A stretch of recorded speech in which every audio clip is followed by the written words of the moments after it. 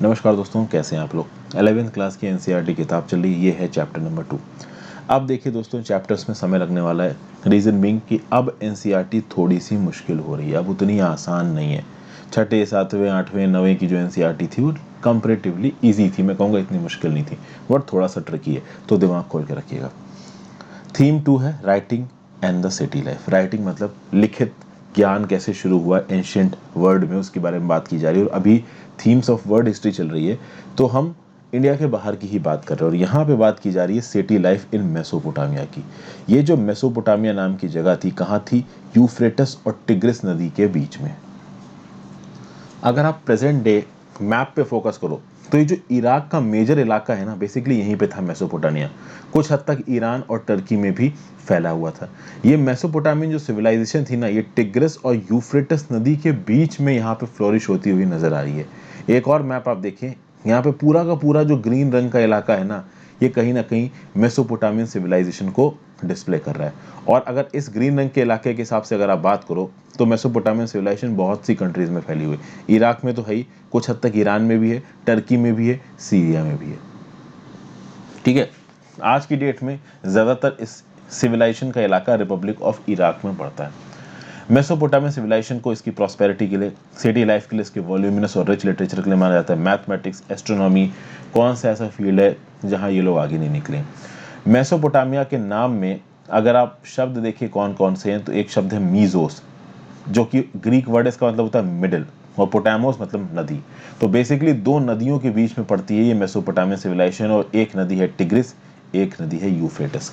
Tigris और Euphrates कभी ना कभी बचपन से लेकर आज तक पढ़ते हुए आपने इन नदियों का नाम जरूर सुना होगा। आगे बात करिए, मेसोपोटामिया का जो राइटिंग सिस्टम था और जो इसका लिटरेचर था वो ईस्टर्न मेडिटेरियन में फैला, नॉर्दर्न सीरिया में फैला और टर्की में फैला 2000 बीसी के पास। अब देखिए, ये सब जब इलाके हैं ना, बिल्कुल मेसोपोटामिया के बगल में है। आप इस फिगर में देखो तो जस्ट ऊपर की तरफ है आपका टर्की, ओके। और जैसा कि मैंने आपको बताया कि बिल्कुल अगर आप इराक के वेस्ट में देखेंगे तो सीरिया के साथ उसका बॉर्डर भी लगता है, ओके। और ईस्टर्न मेडिटेरियन ये रहा, मेडिटेरियन सी, और मेडिटेरियन का ईस्टर्न इलाका ये रहा। और मेडिटेरियन के ईस्टर्न इलाके से बहुत सी कंट्रीज लग रही हैं, इजराइल लग रहा है, सीरिया लग रहा है, नीचे की तरफ आपका इजिप्ट लग रहा है। तो बेसिकली ये जो मेसोपोटामियन सिविलाइजेशन जो प्रेजेंट डे इराक में है, उसके इफेक्ट्स टर्की में भी गए, उसके इफेक्ट सीरिया में भी गए, ईस्टर्न मेडिटेरियन के पूरे इलाके में गए, ईरान में भी गए, प्रेजेंट डे ईरान में हर जगह गए 2000 बीसी के बाद लगभग, ओके। इस इलाके के जो भी लोग थे वो आपस में एक दूसरे के साथ लिख लिख के बात कर रहे थे। इसमें फारा ऑफ इजिप्ट भी है, ठीक है ना।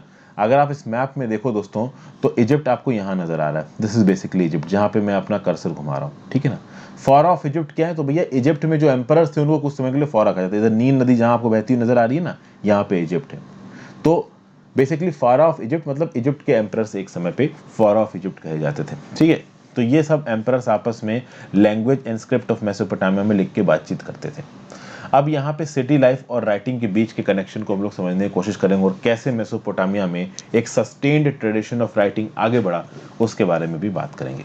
आगे बढ़ने से पहले वीडियो पे लाइक का बटन, अगर अब तक आपने इस वीडियो को शेयर नहीं किया है, चैनल को शेयर और सब्सक्राइब नहीं किया है, कर दीजिए। ज्वाइन बटन दबा के आप हल कर सकते हैं। मेरे चैनल हर्षित द्विवेदी एजुकेशन की प्लेलिस्ट सेक्शन में जाइए, वहाँ पे एनसीईआरटी 6 से लेकर 12 तक की वीडियोस बहुत सी बना रखी हैं, बहुत बन रही हैं। लक्ष्मीकांत की पॉलिटी कंप्लीट हो चुकी है, स्पेक्ट्रम की मॉडर्न हिस्ट्री का मोस्ट इंपॉर्टेंट पार्ट कंप्लीट हो चुका है, आपकी रमेश सिंह की इकोनॉमिक्स की किताब चल रही है, सतीश चंद्र की मिडल हिस्ट्री किताब चल रही है, इन्वायरमेंट एंड इकोलॉजी की प्लेलिस्ट बनी हुई है। तो इन सब चीज़ों को देखिए, फ्री ऑफ कॉस्ट है वीडियोस। अगर पसंद आए तो ज्वाइन बटन दबा के हेल्प करिए। इंस्टाग्राम पे फॉलो कर सकते हैं, आपसे अलग अलग प्रकार से जुड़ने की कोशिश करूँगा। टेलीग्राम ग्रुप ज्वाइन कर लीजिए मेरे लेक्चर्स की नोटिफिकेशन के लिए और करंट अफेयर्स के लेक्चर्स की PDF के लिए। तो अब देखते हैं फिर क्या होता है। In the beginning of recorded history the land mainly urbanise south was called Sumer and Akkad. जो अर्बनाइज साउथ है आपका मेसोपोटामिया को, उसको सुमेर एंड अकाड बोला जाता था। अब इसके ऊपर आता हूँ। 2000 BCE में बेबीलोन एक इंपॉर्टेंट सिटी बना, और आप कह सकते हो कि पूरे के पूरे साउदर्न रीजन को बेबीलोनिया बोला गया। अब यहाँ पे देखिए, सुमेर रीजन की बात की जा रही है, अकाडियन एम्पायर की बात की जा रही है। जो सुमेर रीजन है, ये छोटा सा, ये जो इलाका आपको यहाँ पे इस ऑरेंज टाइप के कलर में नजर आ रहा है, ये सुमेर रीजन है। एक्चुअली में जो साउदर्न पार्ट था इस मेसोपोटामियन सिविलाइजेशन का, इसको आप बोल सकते हो सुमेर बोला गया, अकादियन बोला गया। फिर आप देखो यहाँ पे एक शहर है बेबीलोन नाम का, इस पर्टिकुलर जगह पे। इस शायद मैप में उतना क्लियर ना हो रहा हो, मैं थोड़ा इसी वीडियो में नीचे की तरफ जाता हूँ, यहाँ पे आइए। ये पूरा का पूरा आपको प्रेजेंट डे क्या दिख रहा है, इराक दिख रहा है यहाँ पे, ये आपको टर्की दिख रहा है इधर पे, यहाँ पे सीरिया है, लेबनान है, नीचे की तरफ सऊदी अरेबिया है। तो यहाँ पे आपको बेबीलोन नजर आ रहा है। तो ये जो पूरा का पूरा साउथ का इलाका था, आप इसको कह सकते हो बेबीलोनिया बोला गया, एक समय पे सुमेर बोला गया, अकादिया बोला गया, इस प्रकार के नाम इसको यहाँ पे दिए गए, दिखा ना, सुमेर और अकाद। फिर आप देखोगे कि भाई 1100 BC के लगभग एसीरियंस ने अपना किंगडम स्टैब्लिश किया नॉर्थ में, ओके, और इस इलाके को बोला गया एसीरिया, ओके। जो इस इलाके की सबसे पहली भाषा थी वो थी सुमेरियन। धीरे धीरे सुमेरियन के बाद यहाँ पे अकाडियन आ गई, ठीक है। तो समझिए 1100 BC के लगभग जो भाषा बोली जाती थी वो बोली जाती थी सुमेरियन। धीरे धीरे आप देखोगे कि अकाडियन स्पीकर्स आके इस इलाके में सेटल हो गए और उन्होंने अपना किंगडम स्टैब्लिश किया 1100 BC में, और पहले से ही वहां पे कौन सी भाषा बोली जाती थी, अकादियन भाषा। तो इस पूरे इलाके में आप कह सकते हो नॉर्थ वाले इलाके में, अगर यहाँ पे आप मैप में आ जाओ तो बेसिकली आप इस इलाके की बात कर रहे हो। यहाँ पे ये जो पूरा का पूरा इलाका है, मैं अगर बना दूं, चलो मुझे इसको डिलीट करना पड़ेगा, डिलीट करता हूँ। इस पूरे के पूरे इलाके में आप कह सकते हो कि भाई पहले सुमेरियन बोली जाती थी, बाद में यहाँ पे अकादियन बोली जाने लगी, क्योंकि अकादियन लोग यहाँ पे आके रहने लगे, ठीक है। थोड़ा डिलीट कर दे रहा हूँ, रीजन बीइंग कि इसको हमें फिर से अभी बहुत सारे यहाँ पे ड्राइंग्स या फिर नोटिंग्स करके मुझे आपको दिखाना पड़ेगा। फिर आगे बात करते हैं।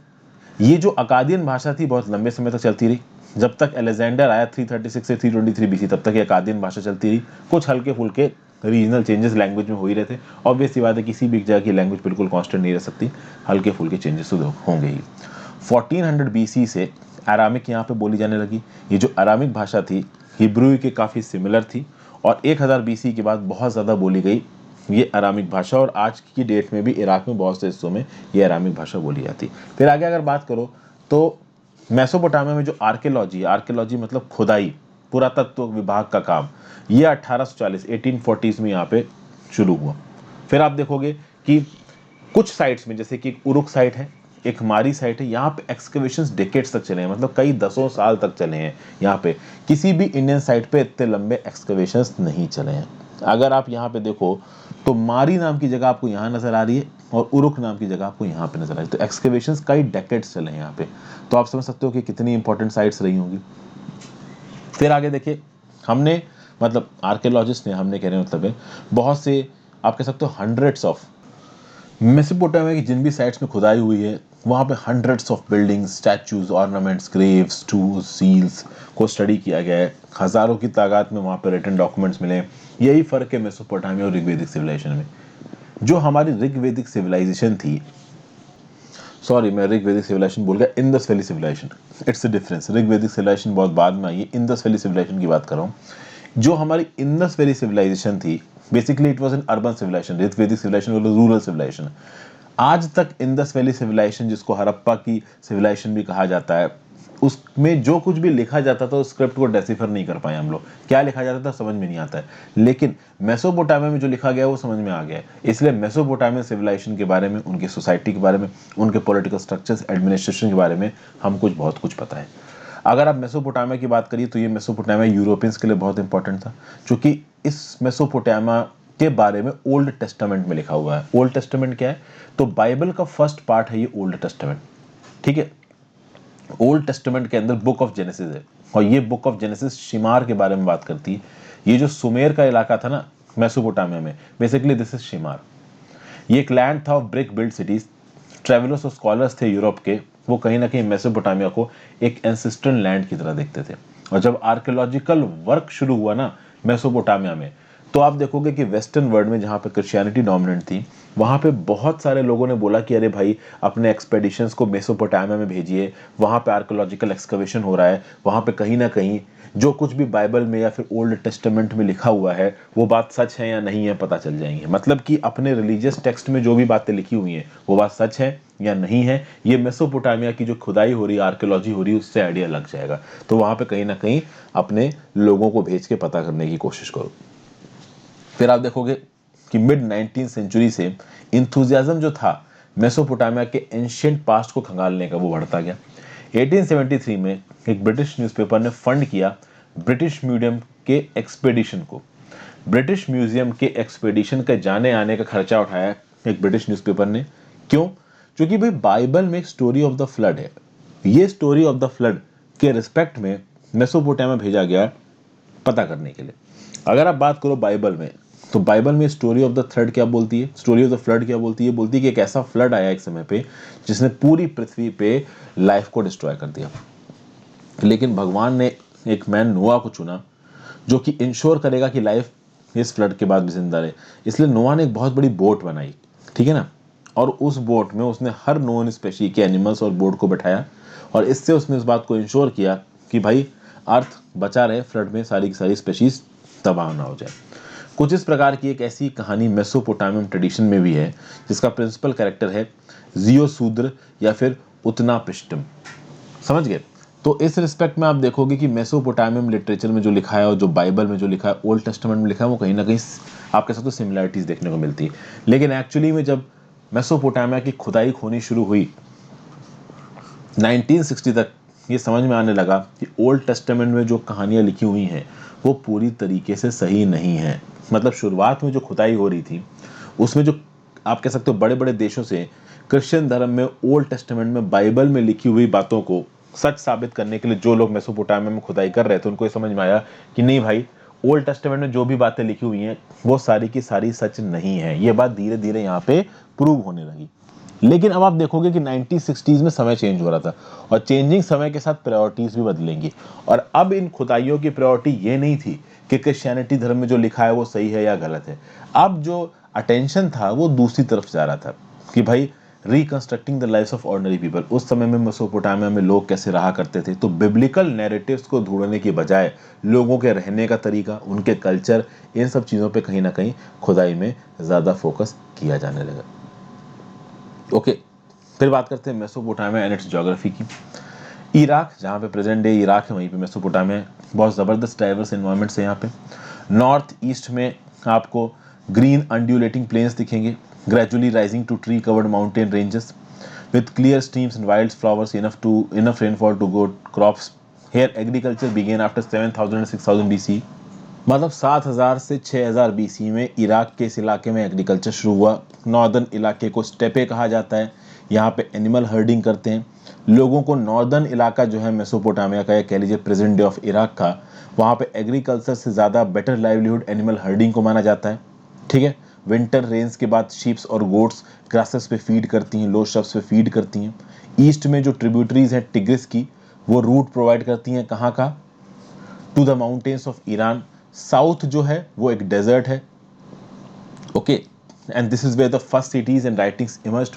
अच्छा, अगर आप इराक के साउदर्न पार्ट में जाते हो तो वहाँ पे आपको डेजर्ट्स नजर आएंगे। ये आपको इराक का इलाका नजर आ रहा है दोस्तों।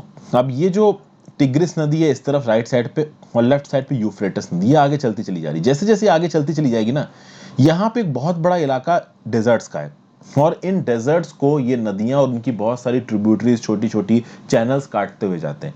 तो इनके डेजर्ट्स के बीच में भी आप देखोगे कि बहुत सारे, आप कह सकते हो, फर्टाइल लैंड यहाँ पे डेवलप हो गए हैं। इनके डेजर्ट्स में भी एग्रीकल्चर बहुत जगहों पे होता है। मतलब आप कह सकते हो कि इराक के अंदर जो डेजर्ट वाला इलाका है ना, उसको भी यूफ्रेटिस और टिग्रिस नदी के पानी ने सिल्ट जमा जमा कर करके कई कई पॉकेट्स में एग्रीकल्चर के लिए बिल्कुल आप कह सकते हो वाजिब जमीन पैदा करती है। तो यूफ्रेटिस और टिग्रिस डेजर्ट्स के बीच में सिल्ट को ले जाके बहुत सारी जगहों पे ऐसे एग्रीकल्चर प्लेन बना दिए जहां पे डेजर्ट के बीच में एग्रीकल्चर होता है। बड़ा अजीब लगता है कि डेजर्ट के बीच में एग्रीकल्चर पॉकेट्स हैं और वहां पे पानी भी इनफ अवेलेबल है और फर्टाइल सॉइल भी इनफ अवेलेबल है, ठीक है भाई। अगर आप देखो दोस्तों तो ये आपको इराक का, आप कह सकते हो कि एक मैप सा नजर आ रहा है। नॉर्थ से लेके आप साउथ तक चले जाओ तो ईस्ट में तो आपको बहुत सारे माउंटेन रेंजेस भी नजर आ रही हैं। यहाँ पे ये वाला जो इलाका आपको नजर आ रहा है, this is agricultural very productive, and this is basically a desert also. फिर एग्रीकल्चर के साथ अगर आप इस इलाके को देखो दोस्तों, एग्रीकल्चर भी है यहाँ पे, एग्रीकल्चर फर्टाइल लैंड भी है, डेजर्ट्स के बीच में एग्रीकल्चर फर्टाइल लैंड बना हुआ है। उसके बाद अगर आप देखोगे कि बहुत सारे आपको माउंटेन्स नजर आ रहे हैं। अगर आप ईरान की बात कर लो, इराक की बात कर लो, आप सीरिया की बात कर लो, आप सऊदी अरेबिया की बात कर लो, आप टर्की की बात कर लो, यहाँ पे आपको डेजर्ट्स भी मिलेंगे, माउंटेन्स मिलेंगे। आपको ये माउंटेन रेंजेस यहाँ पे बहुत सारी नजर आ रही है। अगर आप ऊपर वाले नक्शे पे जाओ तो आपको यहाँ पे काफ़ी सारी माउंटेन रेंजेस दोस्तों नज़र आएंगी। इराक के बिल्कुल बीच में तो नहीं, बट ईरान में आपको अच्छी खासी माउंटेन रेंजेस नज़र आ रही हैं। ठीक है, सीरिया में लिमिटेड है, टर्की में आइए आपको यहाँ पे बहुत सारी माउंटेन रेंजेस नज़र आ रही हैं। अगर कभी आप दुबई से फ्लाइट पकड़ के इस्तांबुल जाते हो, ठीक है, मैं गया हूँ इसलिए मैं बता रहा हूँ, Dubai is actually somewhere here, okay, और इस्तांबुल इज समवेयर हेयर। तो इस केस में डिपेंड करता है कि आपका हवाई जहाज क्या पैटर्न लेता है। अगर इस तरीके से जाता है तो आप जब टर्की के अंदर घुसोगे ना, खिड़की से अगर आप बाहर देखोगे तो आपको बहुत सारी माउंटेन रेंजेस नजर आएंगी। रास्ते भर में मेजॉरिटी ऑफ द रास्ते में आपको बहुत सी माउंटेन रेंजेस नजर आएंगी। उस समय पे मैं नहीं समझ पा रहा था, बाद में जब मैंने इस चीज़ को स्टडी किया तो देखा कि बहुत सी माउंटेन रेंजेस हैं आपकी टर्की के अंदर। ओके, और इनफैक्ट अगर कभी आपका ये जो हवाई जहाज है वो डिटोर लेता है ईरान के ऊपर से, और कभी कभी इस तरीके से जाता है, कभी कभी जब एयर ट्रैफिक ज़्यादा होता है तो इस तरीके से भी ट्रेवल करता है, तो उस केस में भी आपको रास्ते में बहुत सी माउंटेन रेंजेस मिलती हैं। तो अगर आप दिन के समय पर ट्रेवल कर रहे हैं तो शीशे के बाहर थोड़ा अच्छा सा देखने में लगता है। तो टोपोग्राफी कुछ इस प्रकार की है। आगे अगर बात की जाए इसके रिस्पेक्ट में, तो आप देखोगे ये जो यूफ्रेटस नदी है, जब ये डेजर्ट में एंट्री मारती है तो इसका जो पानी है वो छोटे छोटे चैनल से बन जाता है। ये चैनल्स बैंक को फ्लड्स करते हैं। ठीक है, इन चैनल से आप छोटी छोटी इरिगेशन कैनाल्स काट सकते हो। मैंने जैसा कि आपको बताया कि ये पानी अपने साथ सिल्ट लेके आता है, तो बीच बीच में आपको एग्रीकल्चरली रिच पॉकेट मिल जाएंगे जहाँ पे वीट, बार्ले, पीस और लेंटल्स उगाए जाते हैं। फिर आप देखोगे of all the ancient systems that of the Roman empire included, it was the agriculture of southern Mesopotamia that was the most productive. तो पूरा का पूरा जो रोमन एम्पायर था उसमें साउदर्न मेसोपोटामिया का जो एग्रीकल्चर था वो सबसे ज़्यादा प्रोडक्टिव था।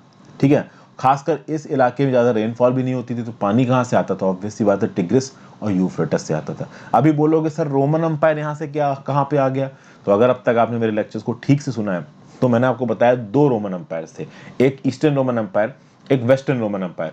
वेस्टर्न रोमन एम्पायर का सेंटर था आपका रोम, प्रेजेंट डे रोम, जो कि इटली में है, और मतलब वो अलग ही कंट्री है बट इटली के बीच में है। और अगर आप ईस्टर्न रोमन एम्पायर की बात करोगे तो उसका सेंटर था कॉन्स्टेंटिनोपल, जिसको आज की डेट में इस्तांबुल बोला जाता है।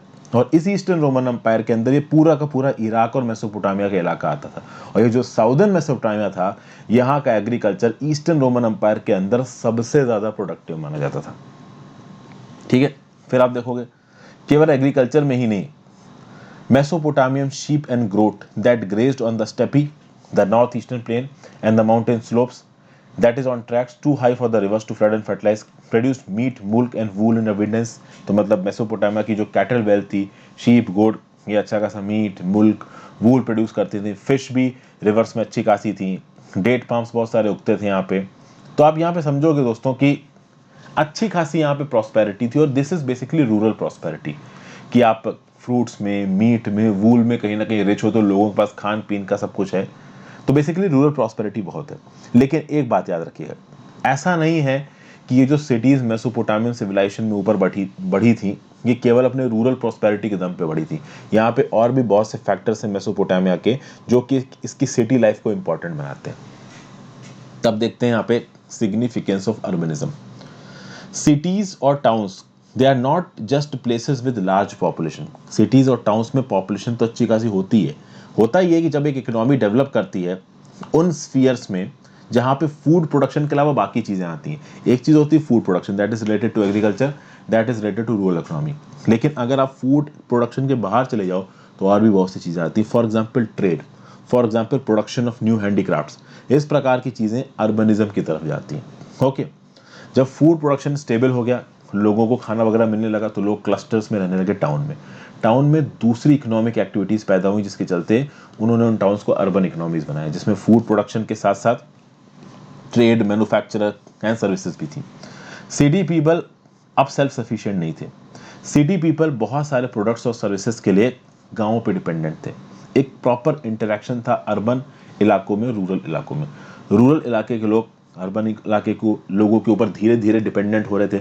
अर्बन इलाके के लोग रूरल इलाके के लोगों के ऊपर बहुत पहले से ही डिपेंडेंट थे।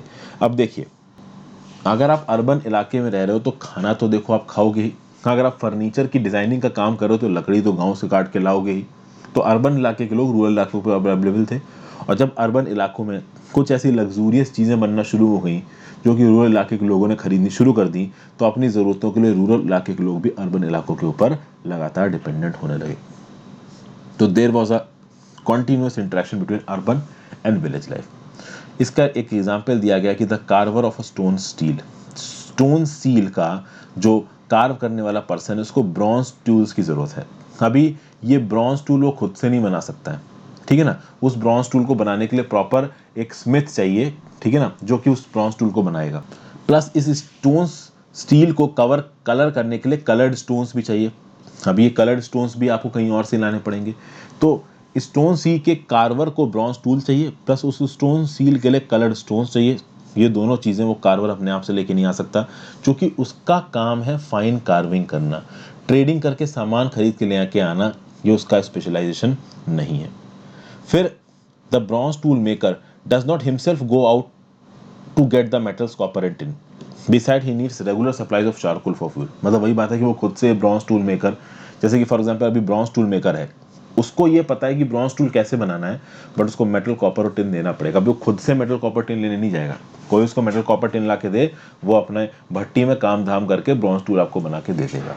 उसके लिए फिर आग जलानी पड़ेगी, तो आग जलाने के लिए उसको चारकोल भी चाहिए। तो कुल मिला के यहाँ पे काम सेग्रीगेट हो रहा था, काम डिवाइड हो रहा था यहाँ पे प्रॉपर हेड्स में, और इसको बोला जाता है डिवीजन ऑफ लेबर, ठीक है। अगर ब्रॉन्ज टूल्स की बात की जाए तो देखिए, the earliest cities in Mesopotamia date back to bronze age. 3000 BC में अर्लीस्ट सिटीज आई हैं। ब्रॉन्ज क्या है, ये एक अलॉय होता है कॉपर और टिन का। मतलब कि ब्रॉन्ज का मतलब ये है कि आपको अगर ब्रॉन्ज बनाना है तो आपको कॉपर और टिन चाहिए ही चाहिए। अभी कॉपर और टिन इमीडिएट विसिनिटी में अवेलेबल नहीं था, दूर से लेके आया जाता था, ठीक है। तो कॉपर और टिन को लेके आना, इसमें ट्रेडर्स की इन्वॉल्वमेंट थी। तो जो ब्रॉन्ज टूल बना रहा है उसके बस की बात नहीं है कॉपर और टिन को लेके आना, उसका बस की बात है बस बनाना, उसको मेटल ला के दे दो वो बना देगा। फिर जो मेटल टूल्स थे ये ज़रूरी थे एक्यूरेट कारपेंट्री के लिए, बीट्स को ड्रिल करने के लिए, स्टोन सील्स को कार्व करने के लिए, इनलेट फर्नीचर के लिए, शेल्स कट करने के लिए। तो यहाँ पे मेसोपोटामिया में ज़्यादातर जो टूल्स इस्तेमाल हुए हैं वो ब्रॉन्ज के हैं, ओके। और कहीं ना कहीं जो स्पीयर का जो टिप है ना, वो भी कहीं ना कहीं ब्रॉन्ज की हुआ करती थी। तो यहाँ पे आपको समझाने की क्या कोशिश की जा रही है कि भाई bronze age, early cities bronze age में मिली 3000 BC में। बहुत लंबे समय तक मेसोपोटामिया में ब्रॉन्ज से बने हुए वेपन्स का इस्तेमाल किया गया। डिवीजन ऑफ लेबर बहुत हाई फेज में था, अर्बनाइजेशन अच्छा खासा हो गया था, विलेज में लोग दूसरा काम कर रहे थे, अर्बन इलाके में लोग दूसरा काम कर रहे थे। फिर आप बात देखोगे कि एक प्रॉपर सोशल ऑर्गेनाइजेशन प्लेस में था मेसोपोटामिया में। सोशल ऑर्गेनाइजेशन तो हमारे हड़प्पा सिविलाइजेशन में भी था, इंडस वैली सिविलाइजेशन में भी था, लेकिन आज तक उस सोशल ऑर्गेनाइजेशन का प्रॉपर टाइप नहीं पता चल पाया। लेकिन मेसोपोटामिया में थोड़ा बहुत हम ज़्यादा ही जानते हैं। जैसे कि अगर आप बात करो तो फ्यूल, मेटल, वेरियस स्टोन्स और वुड, ये अलग अलग जगहों से आता था मेसोपोटामिया के अंदर। तो इसको अलग अलग जगहों से लाने के लिए ऑर्गेनाइज ट्रेड की ज़रूरत थी, और लाने के बाद कहीं ना कहीं उसको स्टेयर करने की ज़रूरत थी। अगर कभी ग्रेन, गेहूं, चावल या दूसरे फूड आइटम्स विलेज से सिटी पहुंचाने हैं, तो विलेज से सिटी पहुंचाने के बीच में कहीं ना कहीं उनको सप्लाई के लिए स्टोर करना पड़ेगा, डिस्ट्रीब्यूट करना पड़ेगा। उसके लिए प्रॉपर सिस्टम डिवाइस करना पड़ेगा, बहुत सारे डिफरेंट एक्टिविटीज़ को यहाँ पे एक साथ कोऑर्डिनेट करना पड़ेगा। समझ गए। फिर आप देखोगे there must be not only stones but also bronze tools and pots available for seal cutters. तो सील कटर्स के लिए यहाँ पे बहुत अलग अलग प्रकार की चीज़ें अवेलेबल थी। पहले सील कटर अगर प्रिमिटिव होगी, बाद में धीरे धीरे साइंस एंड टेक के चलते और अच्छी हो रही होगी। तो यहाँ पे बेसिकली सिस्टम इतना ज़्यादा कॉम्प्लेक्स था कि एक बात क्लियर है, कुछ लोग ऑर्डर दे रहे होंगे और कुछ लोग उनकी बात मान रहे होंगे। और इकोनॉमिक एक्टिविटीज़ यहाँ पे इतनी ज़्यादा हो रही हैं कि अब आपको रिटर्न रिकॉर्ड्स की ज़रूरत है। अब आपको चीज़ें लिखित तरीके से स्टोर करनी पड़ेंगी, नहीं तो आप चीज़ों का ट्रैक नहीं रख पाओगे। यहाँ पे बात की जा रही है वारका हेड की। वारका हेड क्या है? एक वुमेन का हेड है जिसको स्कल्प किया गया है व्हाइट मार्बल से, उरुक नाम की जगह पे पाया गया है लगभग 3000 BC में। इसकी आईज और आईब्रोज को देखिए तो बेसिकली ये लैपिस लेजुली की बनी है, ब्लू शेल वाइट है, विटामिन ब्लैक इनलेस। अब इसके स्पेसिफिकेशंस में घुसने की बिल्कुल भी जरूरत नहीं। यहाँ पे इसके हेड में आपको एक ग्रूव सा नजर आ रहा है, बेसिकली किसी कोई ऑर्नामेंट पहनता होंगी उस समय की लेडीज, वही चीज़ ये ग्रूव डिस्प्ले कर रहा है। जब ग्रूव बनाया गया होगा तो उसको प्रॉपर सजाया हो गया होगा, हालांकि अब बस ये ग्रूव ही बचा है, बाकी सारी चीज़ें गायब हो गई हैं। एक world famous piece of sculptor है ये। बेसिकली वुमेन के माउथ को, चिन को, चीक्स को यहाँ पे बहुत अच्छी तरीके से मॉडल किया गया है हार्ड स्टोन से, ओके। और ये हार्ड स्टोन किसी और दूर की जगह से वहाँ पे इंपोर्ट किया गया होगा, क्योंकि इस प्रकार के स्टोन्स उस लोकल इलाकों में रहते नहीं जहाँ पे ये इमेज पाई गई है उरुक में, ठीक है भाई। फिर आगे बात करते हैं movements of goods into cities. अगर आप बात करो तो मेसोपोटामिया के जो फूड रिसोर्सेज थे काफ़ी रिच थे, लेकिन इसके मिनरल रिसोर्सेज थोड़े कम थे। ठीक है, अगर आप साउदर्न मेसोपोटामिया की बात करो तो यहाँ पे स्टोन्स नहीं थे टूल्स के लिए, सील्स के लिए, ज्वेल्स के लिए, तो इनको कहीं दूर से लेके आना पड़ता था। फिर अगर आप देखो तो जो वुड की रिक्वायरमेंट होती थी उसके लिए जो इराक में डेट पाम के पेड़, पोपलार के पेड़ पैदा होते हैं, उसके वुड से कार्ट या कार्ट व्हील्स या बोट्स फाइनेस्ट क्वालिटी की नहीं बनाई जा सकती थी, और ना ही प्रॉपर मेटल मिलता था यहाँ पे टूल्स के लिए, वेसल्स के लिए, ऑर्नामेंट्स के लिए। इसके लिए आप कहोगे कि मेसोपोटामिया में ट्रेडिंग एक्टिविटीज बहुत एडवांस्ड स्टेजेस पे थी। एंशियंट मेसोपोटामिया के लोग अपने टेक्सटाइल्स को, अपने एग्रीकल्चर प्रोडक्ट्स को एक्सपोर्ट करते थे, और उसके बदले में wood, copper, tin, silver, gold, shell जैसी चीज़ों को इंपोर्ट करते थे फ्रॉम टर्की, ईरान, गल्फ इलाके। ओके, ये जो टर्की, ईरान और गल्फ के इलाके हैं, यहाँ पे अच्छे खासे मिनरल रिसोर्सेज पाए जाते हैं, लेकिन यहाँ पे एग्रीकल्चर का सोर्स थोड़ा कम है। और ऑब्वियस सी बात है, मेसोपोटामिया में भर भर के एग्रीकल्चर होता था, तो मेसोपोटामिया का एग्रीकल्चर और दूसरी जगह की मिनरल्स, इन दोनों का प्रॉपर एक्सचेंज होता था, रेगुलर एक्सचेंज होता था। और ये रेगुलर एक्सचेंज किसी एक सोशल ऑर्गेनाइजेशन के बिना नहीं हो सकता है। अगर आपको फॉरेन एक्सपेडिशंस कंडक्ट करने हैं तो कहीं ना कहीं भैया मेसोपोटामिया के लोगों को बाहर के लोगों के साथ इंटरेक्ट करना है, तो उसमें राइटिंग और भी बहुत प्रकार के social organisation, proper trading guilds, इन सब चीज़ों को एक्टिवेट करना पड़ेगा।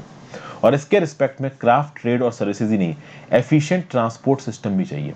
और चूंकि ये अर्बन डेवलपमेंट का पार्ट है, तो आप देखोगे कि यहाँ पे एक अलग ही प्रकार का डेवलपमेंट देखने को मिला।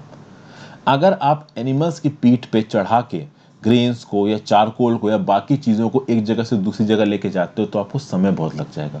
और सिटी इकोनॉमी में आपको समय भी बचाना है, पैसा भी बचाना है। अगर एनिमल्स की पीठ पे आप बोझा लाद के चीज़ों को एक जगह से दूसरी जगह लेके जा रहे हो तो समय समय पे उन एनिमल्स को खाना खिलाना पड़ेगा, समय ज़्यादा लग जाएगा, जिसके चलते चीज़ें थोड़ी महंगी हो जाएंगी। इसलिए एक चीप मीन्स ऑफ ट्रांसपोर्टेशन ढूंढना है, और जो सबसे चीप मीन्स ऑफ ट्रांसपोर्टेशन इनको मिला वो था पानी। ये चीफ मीन्स ऑफ ट्रांसपोर्टेशन दूसरी कंट्रीज के साथ ट्रेड करने के लिए, साथ साथ इंटरनली ट्रेड करने के लिए भी, क्योंकि आप देखिए कि टिग्रिस और यूफ्रेटस पूरे नॉर्दर्न इराक से साउदर्न इराक जाती हैं, तो इन्हीं की ट्रिब्यूटरीज का इस्तेमाल करके नॉर्दर्न इराक से साउदर्न इराक तक भी चीज़ों को कहीं ना कहीं आप ट्रांसफर कर सकते हो। तो भाई रिवर के करंट में बड़े बड़े सैक्स ऑफ गैन, मतलब ग्रेन्स को बोट्स पे लाद के एक जगह से दूसरी जगह लेके जाया जाता था, तो जो एनिमल्स गुड्स को लेके जाते थे उससे बेटर तो ये पानी था। ठीक है, ज़्यादा एनर्जी भी यूज़ नहीं होती थी, पैसा भी बच जाता था, और कहीं ना कहीं जल्दी जाती थी चीज़ें एक जगह से दूसरी जगह पे। तो इसलिए देखिए कि रिवर्स को काट काट के बहुत सारी कैनाल्स और नेचुरल चैनल्स बनाए गए मेसोपोटामिया में, जो कि बहुत ज़बरदस्त रूट्स बन के निकले गुड्स ट्रांसपोर्ट के लार्ज और स्मॉल सेटलमेंट्स में। और आप देखोगे मारी चैप्टर के बारे में, मारी नाम की जो जगह है ना, उसके बारे में हम लोग आगे भी बात करेंगे। मारी नाम की जगह मैं आपको मैप में दिखा चुका हूँ, अगर आपने नहीं देखी मैं फिर से दिखा देता हूँ।